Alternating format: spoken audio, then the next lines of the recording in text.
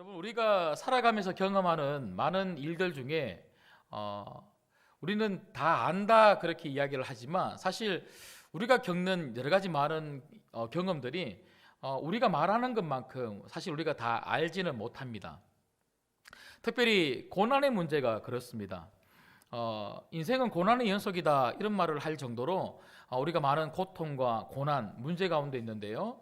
그 고난을 경험하면서 그 어두운 밤을 지날 때에 도대체 내가 왜 이런 어려움을 겪어야만 될까? 이 고난이 내게 왜 찾아왔을까? 또 이 고난이 언제 끝날까? 사실은 잘 모르면서 우리는 이 인생을 살아간다는 거죠. 오늘 말씀에도 보면 욥기 42장 3절 말씀에 보면 욥은 고난의 아이콘이다라고 이야기할 정도로 엄청난 고난을 겪었던 사람 아닙니까? 그 엄청난 고난을 겪었던 이 욥이 마지막 42장에 하나님께 자신의 신앙을 고백하고 기도하면서 이렇게 말하는 거예요. 3절을 한번 보시죠. 무지한 말로 이치를 가리는 자가 누구니이까? 나는 깨닫지도 못한 일을 말하였고 스스로 알 수도 없고 헤아리기도 어려운 일을 말하였나이다. 그러니까 욥이 인생을 살아보니까 하나님 앞에 뭐라고 고백하냐면, 하나님, 제가 잘 모르고 살았군요. 잘 모르고 살았군요. 사실 알 수 있는 게 별로 없군요라고 이렇게 대답을 하고 있더라고요. 우리가 그렇지 않습니까? 여러분 어떤 일을 지금 겪고 있습니까? 어떤 고난 가운데 있습니까? 어떤 문제가 여러분 가운데 있습니까? 알고 싶으나 잘 알지 못하는 게 인생이고, 깨닫고 싶으나 깨닫지 못하는 것이 바로 우리 인생 아니겠습니까? 그런데 저는 성경 말씀을 통해서 이 고난이 우리들에게 왜 주어졌을까? 제가 본격적으로 여러분들에게 고난을 축복의 기회로 만들라라고 하는 이 말씀을 가지고 여러분들에게 말씀을 전하기 전에 먼저 이 고난이 우리에게 왜 찾아왔을까? 사실 우리가 다 할 수는 없지만, 하나님의 뜻을 다 알 수는 없지만 성경 말씀을 통해서 하나님이 적어도 우리들에게 가르쳐 주신 두 가지 이유에 대해서 먼저 말씀을 드리고 말씀을 계속 이어가려고 합니다. 여러분, 우리가 왜 고난을 당합니까? 고난의 이유가 무엇입니까? 첫 번째는요, 죄 때문에 고난이 온다는 거예요. 죄 때문에 고난이 옵니다. 여러분, 성경을 보면 하나님이 나는 거룩하니 너희도 거룩하라고 끊임없이 거룩에 대해서 요청을 하십니다. 그러나 인생들은 타락한 본성을 가지고 끊임없이 그 하나님의 거룩에 대한 요청을 받아들이지 않죠. 자꾸만 죄를 짓는 거예요. 잘못된 길을 가는 거예요. 그럴 때마다 하나님이 어떻게 하십니까? 경고의 말씀하시죠. 구약을 보십시오. 하나님 수많은 선지자들을 통하여 이스라엘 백성들에게 그렇게 하면 안 된다, 그 길로 가면 망한다라고 끊임없이 경고하십니다. 하나님이 그렇게 오래 참으시면서 경고를 하시지만, 하지만 이스라엘 백성들이 그 말을 듣지 않았을 때, 그 경고의 말씀을 듣지 않았을 때 하나님이 어떻게 하셨습니까? 징계의 매를 드셨다는 거예요. 징계의 매를 드셨습니다.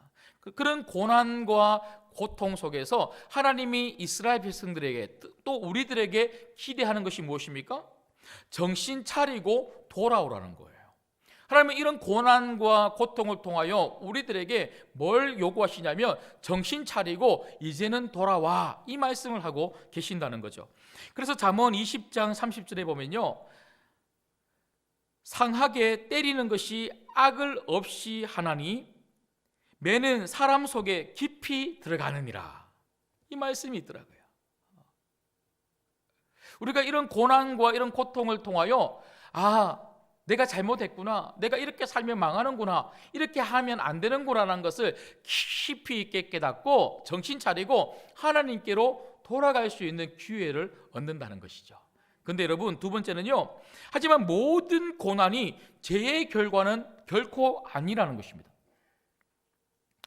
여러분, 우리가 고난과 고통을 겪는 또 다른 이유 중에 하나는 뭐냐면 바로 하나님의 믿음의 연단이라는 것입니다.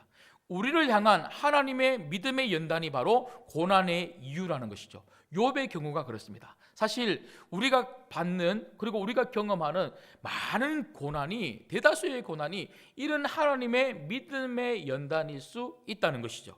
여러분, 로마서 5장 3절에서 4절 말씀해 보면요, 우리가 환난 중에도 즐거워하나니 이는 환난은 인내를, 인내는 무엇을 이룬다고요?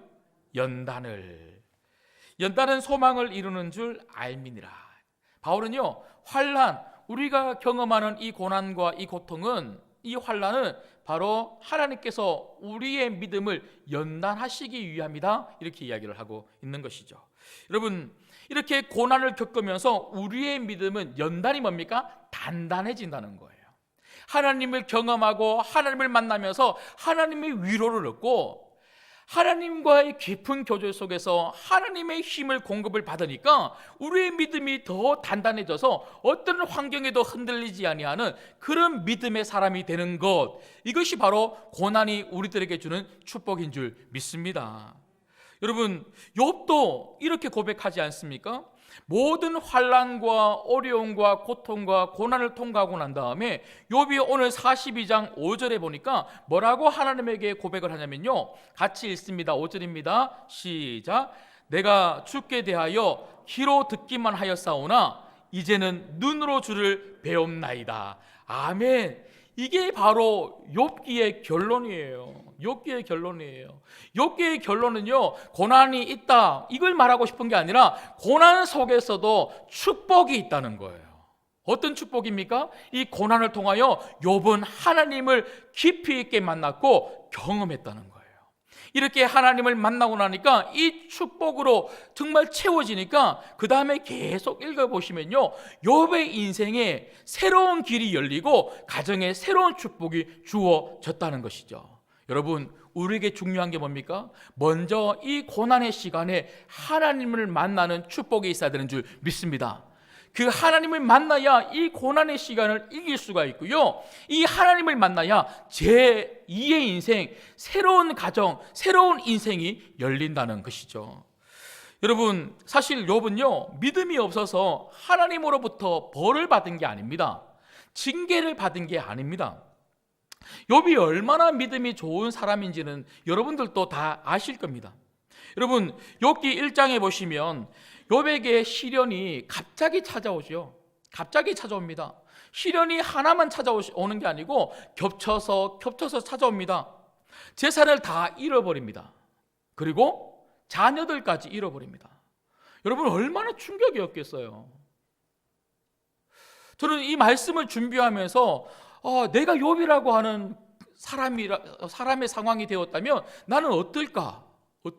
사실 상상하기 싫을 정도로 엄청난 어려움, 자녀를 잃어버리는 그런 아픔을 겪었던 사람이 바로 욥입니다. 그런데 설상가상으로 병에 걸리죠. 중병에 걸립니다. 여러분, 그런데도 욥이 이런 고난을 통과하면서 이런 절망의 밤을 지나가면서 뭐라고 고백을 하는 줄 아십니까? 여러분, 욥기 1장을 한번 보시겠습니다. 1장 20절을 같이 한번 읽어보시겠습니다. 1장 20절 보시면요, 자, 제가 읽어드릴게요. 욥이 일어나 긋옷을 찢고 머리털을 밀고 땅에 엎드려 뭐 했다 그럽니까? 예배하며. 여러분, 이런 고난 속에서도 재산을 잃어버려요. 자녀들이 다 죽습니다. 자기가 죽을 지경인 이런 병, 중병에 걸립니다. 어떻게 할 수 없는 이런 고난의 밤에 지금 욥은 하나님 앞에 예배했다는 거예요. 21절에 이르되 내가 모태에서 알몸으로 나왔사온즉 또한 알몸이 그리로 돌아갈지라.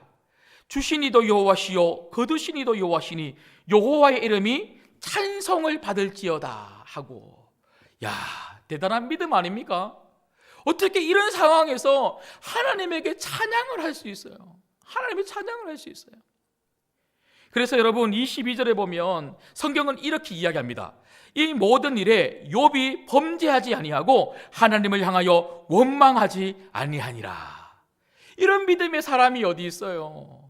여러분이 욥과 같은 믿음의 사람이 되기를 주님의 이름으로 축복합니다. 어떤 고난 속에서도 범죄하지 아니하고.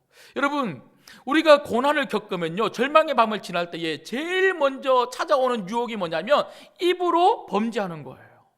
우리 마음 안에 있는 원망, 분노, 왜 이런 일이 내게 발생하지? 하나님 도대체 뭡니까? 하고 하나님을 원망하고 저주하고 막 신앙에서 멀어지고 싶은 이런 마음들이 자꾸만 찾아오는 거예요. 그럴 때에 우리가 입으로 원망하지 말고 입으로 범죄하지 말아야 되겠죠. 다 끝났어. 이제 내 인생은 끝이야. 죽고 싶어.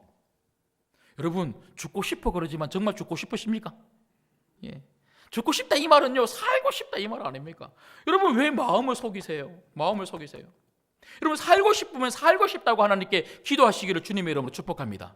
우리는 그래야 된다는 거예요. 그런데 여러분 오늘 말씀을 제가 쭉 읽다가 보니까요, 정말 이해할 수 없는 한 사람이 나오더라고요. 그 사람이 바로 욥의 아내입니다. 저는 욥기서를 볼 때마다 정말 안타까운 사람 중에 한 사람이 욥의 아내입니다. 여러분 2장 9절에 보시면요, 그의 아내가 그에게 이르되 당신이 그래도 자기의 온전함을 굳게 지키느냐? 하나님을 욕하고 죽으라. 하나님을 욕하고 죽으라고 그렇게 그 남편에게 이야기를 하더라고요.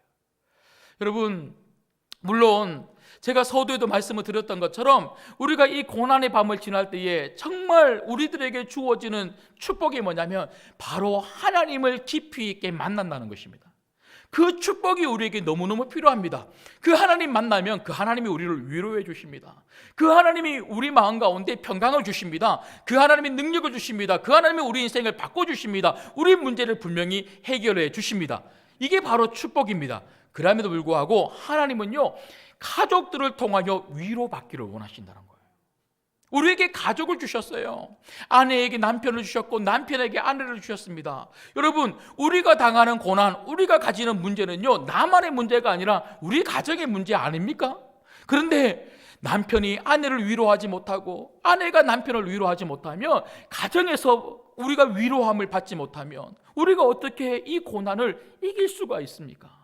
여러분 전 그런 맥락에서 팀 켈러, 여러분 잘 아시죠? 미국에서 굉장히 유명한 목사님이신데요, 저는 팀 켈러를 참 좋아하는데 이 목사님이 쓰신 책 중에 결혼의 의미라고 하는 책이 있습니다. 여러분 참 좋은 책입니다. 한번 사서 읽어보시면 좋겠는데요, 이 결혼의 의미라고 하는 책에서 이 팀 켈러 목사님이 뭐라고 말씀하시냐면요, 한번 잘 들어보십시오. 살다 보면 고난은 피할 수 없다. 아무리 큰 성공을 거두어도, 아무리 치밀한 계획을 세워도 사랑하는 사람들을 잃는다거나 병들어 아프다거나 믿었던 사람에게 배신을 당한다거나 출세 가도를 달리다가도 하루아침에 파산한다거나 하는 일이 나와 전혀 관계없는 일이 될 수가 없다. 모든 사람들이 고난, 정말 예기치 못하고 예비할 수 없었던 그런 너무나 절망스러운 안타까운 일들을 우리는 많이 겪으면서 고난 가운데 산다는 거예요. 그런데 여러분 팀 켈러 목사님이 뭐라고 말씀하시냐면, 이런 일이 생길 때, 그러니까 이런 고난의 밤에 우리가 지나갈 때 배우자는 첫째가는 위로의 근원으로 그 곁을 지켜주어야 한다. 결혼이 충격 흡수 장치가 되어주어야 한다. 여러분 너무나 멋진 말 아닙니까? 여러분 배우자가, 여러분 자녀들이, 부모님들이 가족들에게 충격 흡수 장치가 되어주시기를 주님의 이름으로 축복합니다. 위로가 되어줘야 된다는 거예요. 얼마나 충격적인 고난이 우리 가운데 자꾸만 찾아옵니까? 그럴 때에 내 배우자가, 우리 자녀들이, 우리 부모님이 충격 흡수 장치가 되면 큰 고난이 와도 조금 덜하다는 거예요. 좀 덜 할 수 있도록 가족들이 좀 도와줘야 되는 거죠. 하지만 다시 본론으로 돌아와서 정말 우리가 진정한 만남이 필요하다면 그것은 바로 하나님과의 만남입니다. 이런 고난의 시간에 정말 우리가 하나님과의 만남을 더 깊이 있게 경험할 수만 있다면, 이 축복을 여러분들이 경험할 수 있다면 여러분 이 고난도 넉넉하게 이겨갈 수 있을 뿐만 아니라 여러분 인생의 새로운 길이 반드시 열리게 될 줄 믿습니다. 고난을 축복의 기회로 만드시기를 주님의 이름으로 소망합니다. 그렇다면 어떻게 우리가 이렇게 우리 삶에 맞이하고 있는 힘든 어떤 어려운 일들, 그런 문제, 이런 고난을 하나님을 깊이 있게 만나는, 경험하는 축복의 기회로 만들 수가 있을까요? 첫 번째는요, 하나님의 계획하심을 믿어야 한다는 것입니다. 여러분 오늘 말씀해 보면 욥은 시련을 통과하면서 하나님 앞에서 그가 그 절망의 밤을 보내고 난 다음에 하나님께 고백하는 그 고백이 뭐냐면 2절 말씀을 한번 보십시오. 2절 말씀을 보시면 주께서는 못하실 일이 없사오며 무슨 계획이든지 못 이루실 것이 없는 줄 아오니. 여러분, 무슨 말입니까? 그 고난을 보내오면서 욥이 깨달았던 것은 뭐냐면, 하나님이 나를 향한, 우리 가정을 향한 분명한 계획을 가지고 계시는 거구나. 내가 다 알지는 못한다 할지라도, 그 계획이 무엇인지 다 알지는 못한다 할지라도, 왜 이런 고난이 내게 찾아왔는지 다 헤아릴 수는 없고 다 깨달을 수 없다 할지라도, 적어도 욥이 가지고 있었던 믿음은 뭐냐면, 하나님은 분명한 계획을 가지고 계신다는 것입니다. 여러분, 하나님은요 그냥 대충대충 일하시는 분이 절대로 아닙니다. 적극적으로 그냥 멀리서 우리 인생을 바라보시는 분이 아닙니다.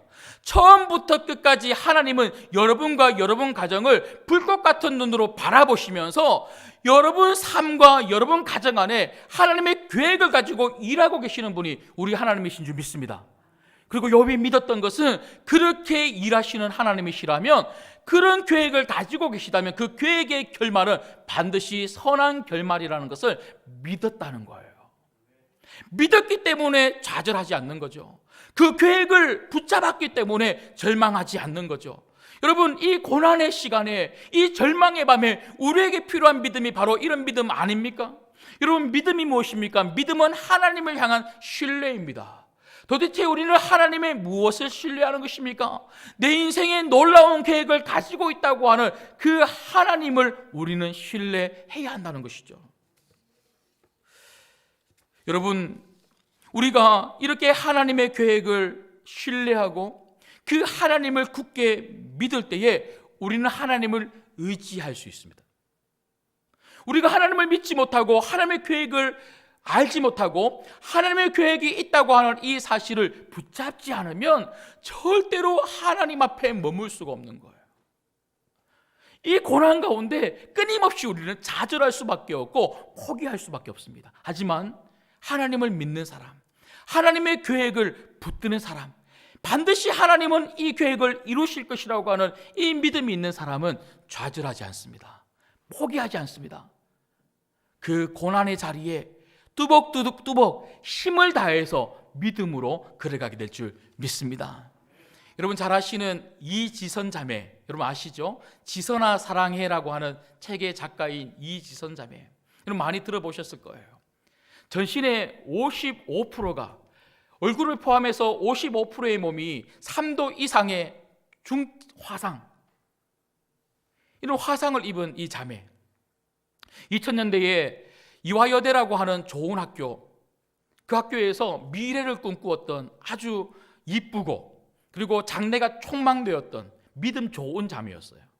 그런데 어느 날 밤에 오빠가 같이 집에 가자 하고 전화가 와서 오빠가 차를 타고 집으로 가던 중에 어떤 술을 먹고 운전했던 음주운전한 사람 때문에 7중 추돌 사고가 일어났는데, 그 한가운데 그 자매가 타고 있었던 차가 있었던 겁니다. 오빠는 튕겨져 나왔는데 그 불길에 빠져나오지 못했던 그 자매가 전신의 55%가 3도 이상의 화상을 입을 정도로 엄청난 그런 피해를 입었습니다. 몇 년에 걸쳐서 30번이 넘는 대수술을 했습니다. 그런데 여러분, 이러한 자매가 자신의 처지와 그런 환경 속에서도 결코 비관하지 아니하고 지금도 얼마나 기쁨으로 감사함으로 하나님의 사역을 하는지 몰라요. 사회복지를 전공했거든요. 주변의 어려운 이웃들을 위해서 지금도 힘있게 그렇게 사역을 하고 간증을 하고 있습니다. 여러분 어떻게 이렇게 할 수 있습니까? 그런 환경 속에서도 어떻게 좌절하지 않고 포기하지 않고 어떻게 그렇게 일어날 수가 있었겠습니까? 여러분, 저는 이 자매가 한 언론과 한 인터뷰에서 어떤 한 대답을 제가 읽게 되었는데요, 거기에서 정말 놀라운 답을 찾을 수가 있었습니다. 한번 잘 들어보십시오. 병원에서 퇴원하고 새 얼굴로 돌아가지 못한다고 하는 이 사실을 깨닫고 바닥까지 내려간 적이 있었습니다. 이 자매도요, 처음부터 좋았던 건 아니에요. 그런 자신의 얼굴을 보고 자신의 몸을 보고 자신의 처지를 보니까요, 바닥까지 내려갔다는 거예요. 너무 원망스럽지 않겠습니까? 가족들에게 말하지 못하는 나만이 가진 아픔을 가지고 하나님께 도대체 어떻게 하실 거냐고 따져 물었던 적도 있었습니다. 하나님 도대체 어떻게 하실 겁니까? 하고 하나님께 따져 물었던 적도 있었다는 거예요. 그때 깊은 어둠의 터널 속에서 하나님이 제게 보여주신 것은 아주 기본적인 진리였습니다. 하나님은 나를 사랑한다. 하나님은 나에게 계획이 있다라고 하는 약속의 말씀이었습니다. 여러분들이 어떤 고난 가운데 지금 있습니까? 어떤 절망의 밤을 지금 보내고 있습니까? 분명한 것은 하나님이 여러분을 사랑하십니다. 다 이해할 수 없어도 왜 이 어려움을 지금 나와 우리 가족들이 다 몸으로 겪어야만 하는가? 다 깨달을 수는 없어도 정말 예수님밖에 모르고 살아왔고 정말 열심히 예배 왔고 기도하면서 여기까지 왔고 정말 주님 나라 위해서 충성스럽게 섬기면서 여기까지 왔는데 왜 내게 이런 고난이 찾아올까? 깨달을 수 없다 할지라도 분명한 것은 하나님은 여전히 여러분들을 사랑하십니다. 그리고 여러분들을 향한 분명한 계획을, 여러분 가정을 향한 분명한 계획이 있음을 믿으시기를 주님의 이름으로 축복합니다. 그 계획을 믿어야 이 어려움을 이겨나갈 수 있고 그 계획을 믿어야 하나님을 더 깊이 만날 수 있습니다. 그런가 하면 두 번째는요, 우리가 어떻게 고난을 축복으로 만들 수가 있을까요? 그것은 바로 하나님께 계속해서 물어보아야 한다는 것입니다. 여러분, 고난의 시간에 우리에게 정말 중요한 것 한 가지가 있다면요, 하나님 앞에 머무는 시간이 얼마나 많은가 하는 것입니다. 고난의 시간 속에 내가 하나님 앞에 머물러서 하나님 앞에 물어보는 대화의 시간이 얼마나 많이 있는가가 내 인생 가운데 축복을 받을 수 있는가 없는가 하는 것이죠. 아니, 하나님 앞에 머무는 그 시간이 바로 축복의 시간인 줄 믿습니다. 이 축복의 시간이 필요하지 않습니까? 답답한 우리의 마음, 불안한 우리의 마음, 초조한 우리의 마음, 두려움 가득한 우리의 마음을 가지고 하나님 앞에 나아가 기도하면서 하나님의 뜻이 도대체 무엇인지 묻고 또 묻는 이러한 시간들이 우리에게 너무너무 필요하다는 거예요. 여러분, 욥은요 정말 이 고난의 시간, 절망의 밤을 지나면서 욥이 했던 것은 하나님 앞에 끊임없이 물었던 거예요. 그는 침묵하지 않았습니다. 그는 가만히 있지 않았습니다. 답답했기 때문에 하나님 앞에 물었습니다. 불안하고 두려웠기 때문에 그는 하나님 앞에 물었습니다. 이해가 가지 않았기 때문에 하나님 앞에 물었습니다. 욥은요 하나님 앞에서 답을 찾으려고 했던 거예요. 여러분, 우리의 고난의 문제는, 우리가 당하는 어려움의 문제는요 세상 속에서 답을 찾을 수가 없어요.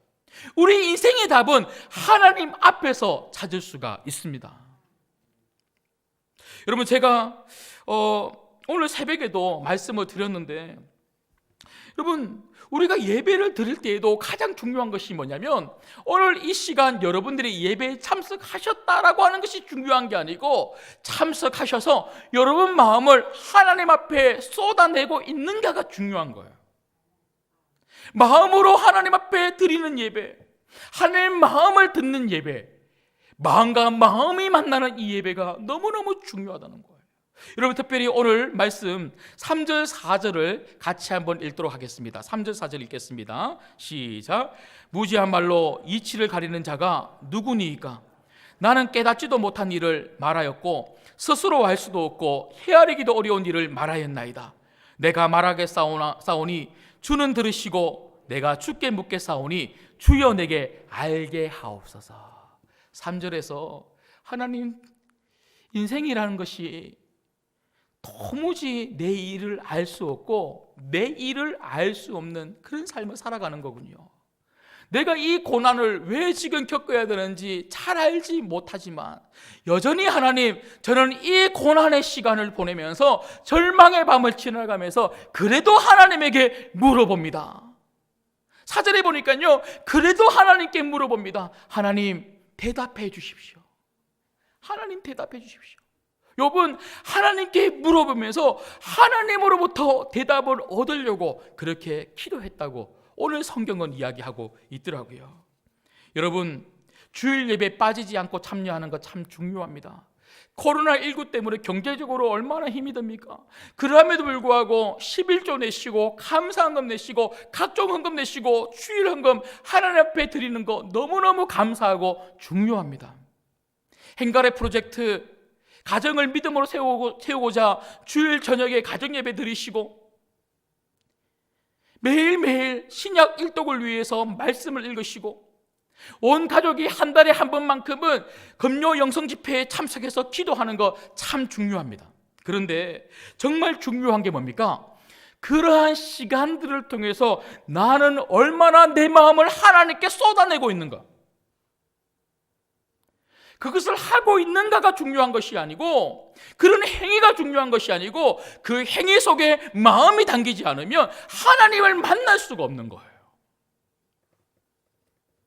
여러분, 우리가 뭔가 열심히 하고 있는데 코로나19라고 해도 그래도 각자의 가정에서 오늘 이렇게 영상을 통해서 예배드리고 있는 우리 성도님들도 얼마나 열심히 하고 있는지 모릅니다. 뭔가 열심히 하고 있는데 찬양은 하고 예배는 드리고 기도도 하고 말씀을 읽고 있는데 나는 정말 그러한 시간들을 통해서 내 마음을 하나님께 쏟아내고 있는가? 그렇게 하지 못하니까 하고는 있는데 마음이 답답한 거예요. 하고는 있는데 하나님을 깊이 있게 만나지 못하니까 회복이 되지 않는 거예요. 여러분, 하나님이 우리들에게 원하시는 것은요, 하나님 앞에 머물기를 원하십니다. 그런데 그냥 머물기를 원하시는 것이 아니고 마음을 쏟아내라는 것입니다. 답답한 마음이 있으면 그 답답한 마음 가지고 그대로 있지 말고 쏟아내라는 거예요.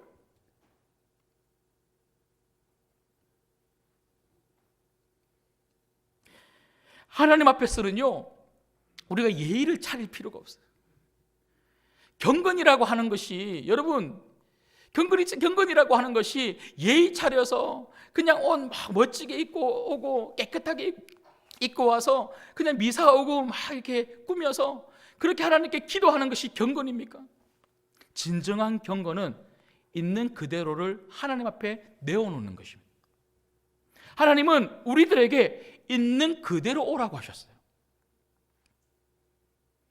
하나님 우리의 아버지이시기 때문에 자녀인 우리들은요, 있는 그대로 아버지에게 안기면 되는 것입니다. 특별히 고난의 시간을 통과하고 있는 우리 성도들은요, 이러한 시간에 정말 필요한 것은 아버지 하나님에게 머물면서 그저 안겨서 아버지 품에 안겨 내 마음을 아버지에게 쏟아내는 겁니다. 답답한 마음이 있으면 답답하다고 이야기하세요. 원망스러운 마음이 있으면 하나님 정말 원망이 됩니다. 하나님 이해할 수가 없습니다. 도대체 왜 이러십니까? 하나님에게 물어보셔야 돼요. 누구도 여러분들의 그 답답한 마음에 대답해 줄 분은 아무도 없습니다. 원망스러운 그 마음을 만져주실 분은 아무도 없어요. 알지 못하는 것을 깨닫게 할 분, 이 세상에 존재하지 않습니다. 오직 하나님만이 할 수 있습니다. 아버지에 안겨서 그 아버지에게 끊임없이 여러분 마음을 쏟아내면 그 아버지 하나님이 여러분 마음을 만져주시는 거예요. 그 아버지 하나님이 여러분들에게 대답하십니다. 언제까지 해야 됩니까? 대답을 들을 때까지입니다. 오늘 5절 말씀에 욥이 그 하나님을 이제야 내가 만났다라고 그렇게 대답하고 있는 것처럼 여러분들이 하나님을 만날 때까지, 하나님을 경험할 때까지, 그 대답을 들을 때까지 끊임없이 하나님 앞에 머물러 하나님께 기도함으로 말미암아 하나님의 위로하심을, 진정한 하나님의 공급하심과 능력을 받으시기를 주님의 이름으로 축복합니다. 그래서 저는 요즘 가장 궁금한 게요, 여러분들이 정말 기도하는가 하는 것입니다. 저는 이게 너무너무 궁금하고 걱정이 됩니다. 여러분, 코로나19가 그래도 조금씩 좋아지고 있어서 20% 정도는 오늘처럼 이렇게 예배를 드릴 수가 있습니다. 그래서 정말 이렇게 함께 오신 여러분들은 제가 이제 눈으로 보니까 괜찮은데요, 안 보이시는 분들 중에 혹시나 정말 예배하지 못하고 하나님 앞에 머물러서 기도하지 못하는 그런 성도님들은 없을까? 그래도 감사하기로 우리 신광교회 성도님들은 많은 분들이 그래도 가정에서 예배 드리시고 또 기도하신다는 것 물론 알고 있습니다. 근데 여러분, 그냥 예배하고 그냥 기도하는 것이 아니라 정말 간절한 기도가 좀 필요하지 않습니까? 예수님도 십자가라고 하는 그 고난, 그 길 앞에서 예수님도 땀이 핏방울이 될 정도로 간절히 기도하셨습니다. 고난의 시간에 정말 우리에게 필요한 것은요, 창자가 끊어질 정도로 간절히 기도하는 이 기도가 필요하다는 거예요. 하나님 앞에서 정말 처절하게 내 마음을 내어놓고 하나님께 물어보는 이 간절한 기도, 이 간절한 기도가 없으면 답을 얻을 수가 없다니까요. 여러분, 그래서 저는 어저께 이제 토요일이죠. 토요일날 제가 이 교육자 회의를 하면서 제가 우리 부교육자들에게 뭐라고 이야기를 했냐면, 새벽 예배 때 우리가 더 힘써서 기도하자. 그래서 뒤에 앉지 말고 앞으로 다 와라. 앞으로 다 와서 우리 성도님들을 위해서 우리 교육자들이 먼저 이 어려운 때에, 이 고난의 때에 더 간절히 힘써서 앞서서 기도하자. 앞서서 기도하자. 그래서 오늘 새벽에 다 보셨죠? 대답 못 하시는 이유는 안 오신 거죠? 네. 앞에 다 앉아서 기도하고 있습니다. 여러분, 저희가 먼저 힘써서 기도하겠습니다. 여러분들도 여러분 삶의 자리에서 정말 이 고난의 시간을 잘 통과하기 위해서라도 하나님 앞에 엎드리셔서 간절히 기도할 수 있는 여러분 되시기를 주님의 이름으로 축복합니다. 마지막 세 번째는요, 우리가 어떻게 고난을 축복으로 바꿀 수가 있습니까? 그것은 바로 하나님께 숨어있는 죄를 회개해야 된다는 것입니다. 여러분, 오늘 본문 말씀을 통해서 우리가 아주 중요한 한 가지를 배우게 되는데요, 그것은 하나님과의 더 깊은 친밀한 교제와 만남을 위해서 우리에게 반드시 필요한 한 가지가 있는데, 그것은 바로 회개라는 것입니다. 여러분, 회개가 뭡니까? 회개는요, 하나님 앞에서 내 자신을 살펴보는 겁니다. 내 자신을 살펴보고 정말 잘못된 것이 있다면 돌이켜서 하나님에게로 다시 돌아가는 것, 이게 바로 회개입니다. 회개. 여러분, 욥은 이 고난의 시간을 보내면서 욥이 했던 것은요, 바로 이것이었다는 거예요. 하나님 앞에서 자신을 살펴봤다는 겁니다. 여러분, 제가 설교 말씀을 시작하면서 드렸던 말씀처럼 욥은 여러분 회개할 게 어디 있었겠습니까? 여러분, 욥기 1장 1절에 보면요, 욥기를 시작하면서 성경은 뭐라고 이야기하냐면 욥은 의인이고 정직한 사람이었다고 이야기합니다. 악을 떠났다, 그러니까 죄를 짓지 않았던 너무나 의로운 사람이 욥이었다고 그렇게 칭찬을 하면서 욥기가 시작되고 있어요. 그런데 이 욥이 오늘 6절 말씀에 보니까요, 그러므로 내가 스스로 거두어 드리고 티끌과 제 가운데서 회개하나이다. 아니, 죄도 없다고 이야기했는데, 그렇게 의로운 사람이라고 이야기했는데, 그렇게 재산을 다 잃어버리고 자녀를 잃어버리고 병이 걸렸는데도 불구하고 하나님 앞에 예배하고 하나님을 찬양했던 이런 믿음 좋은 이 욥이 왜 오늘 6절 말씀에 회개했다 그럴까? 왜 회개했다 그럴까? 그 이유는요, 욥이 하나님 앞에 머물러 기도하다 보니, 그 하나님을 만나보니 그 하나님 앞에서 자신을 되돌아봤을 때에 자신은 여전히 죄인이었다는 거예요. 여러분, 거룩하신 하나님 앞에 우리가 섰을 때에 그 누구도 의로울 수 있는 사람은 아무도 없는 줄 믿습니다. 빛 대신 하나님 앞에 더 가까이 가면 갈수록 여러분, 우리 자신을 살펴보게 되면요, 내 안에 회개할 것밖에 없는 나 자신을 보게 되는 거예요.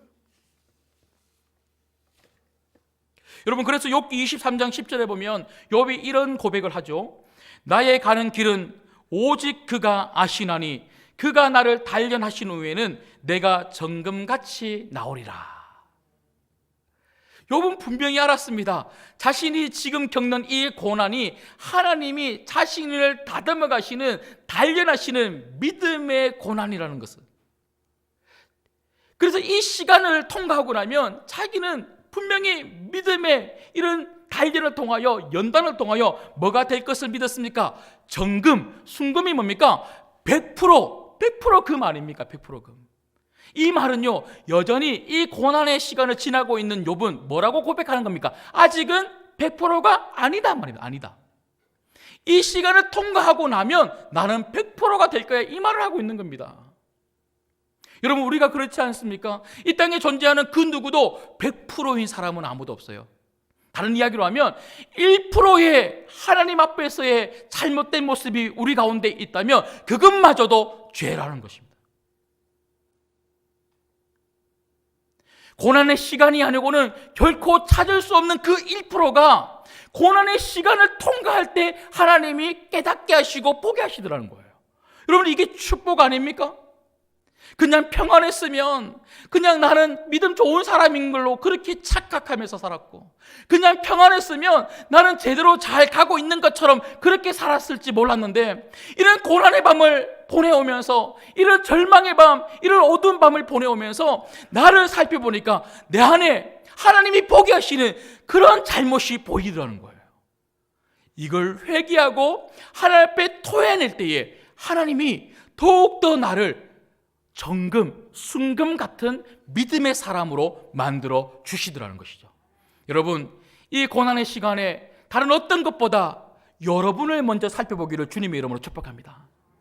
그래서 그 하나님 앞에 여러분을 살펴보시고 여러분 안에 있는 것들을 하나님 앞에 내어놓고 회개하고 기도할 때에 오히려 이 고난의 밤이 여러분의 믿음을 더욱더 성장시키고 여러분 한 사람 한 사람을 하나님이 정말 기뻐하시는 믿음의 복된 성도들로 세워지는 그런 시간들이 되게 될 줄 믿습니다. 말씀을 맺겠습니다. 어떤 분이 그런 말씀 하시더라고요. 고난은 위장된 축복이다. 들어보셨죠? 맞는 것 같습니다. 고난은요, 힘들어요. 막상 고난을 당하면 싫어요. 저도 싫어요. 그리고 이런 어려운 고난을 겪으면 막 싫다고 이야기할 것 같아요. 여러분, 제가 질문 하나 드려볼게요. 여러분, 이 고난의 시간을 통해서 하나님을 깊이 있게 만나고 싶으세요? 고난이 없었으면 좋겠습니까? 다시요. 여러분, 하나님을 안 만나도 되니까 고난이 없었으면 좋겠습니까? 아니면 고난을 통해서 하나님을 만나고 싶으십니까? 예. 우리 인간 본성은 고난이 없었으면 좋겠죠. 고난이 없었으면 좋겠죠. 다 그래요.